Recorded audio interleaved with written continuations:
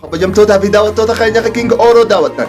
Assalaamu alaykum warahmatullahi wabarakatuh. Hashama harkafuune bakka jirtanitti salaamtaan kiyya onnee rakaatu waa isin geessuun isiniin ja'a. Wallahi arra viidiyoo haariyaan isinii dhufe viidiyoon kun isin bohaarsha insha Allah.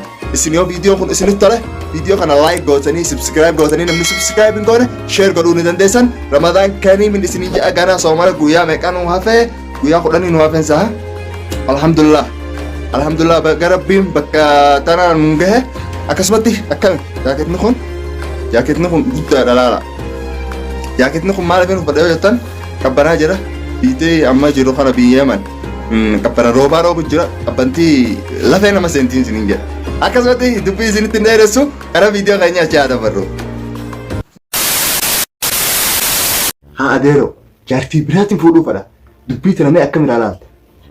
Adeedha kaa dubbiin tun maal qabdi shar'iin halaala afur sii goote.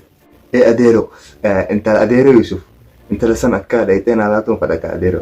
Adeera kaa bira siif dhayina maal qabasa ammoo waan hin dhagee jaartiitti hinaafte hinaafa guddatti owwituudha. Adeero akkasii miti sutmusutatti jalma jalattiin fuudhu fadhaka akka namni hin dhageenye bayteemi.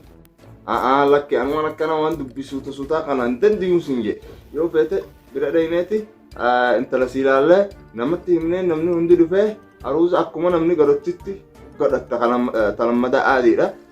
Waan maali moo Haliima Raasdaatu jirta. Lakki eenyu Raasdaa Haliima maal goote Haliima Raasdaadha. Waan hin anfadheem godha. Intala rabbiin afurnaa shar'itti naa halaalee bar afuriin fuudhuu dandeenya.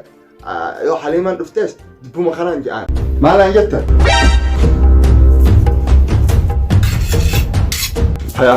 Mucaakiya andeeme uguurta dalagaa keeftate telefoon na bilbile. Tamam andeeme gaa. Adeero isa deemu. Bakka biraatti naan turu jira. Namaatu ichi na eegu jira. Yalla gaa. Intalti nageetti.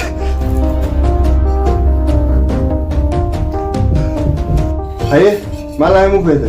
Si dhageettiin jira naa himu. Lakki akkasii miti. Laaqanuma miti si dhoofa. Laaqana maali sa'aan sa'a magariibaatti laaqana dubbatu jiru maali? Walitti lallaaqamiin waan himuu feete himame. Qubaan qaba akka jaartii biraa fuudhuu feetu.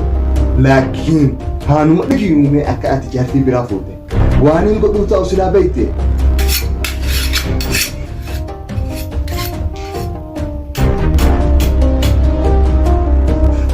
Laaqana khalas jaartii biraa ta'u khalas.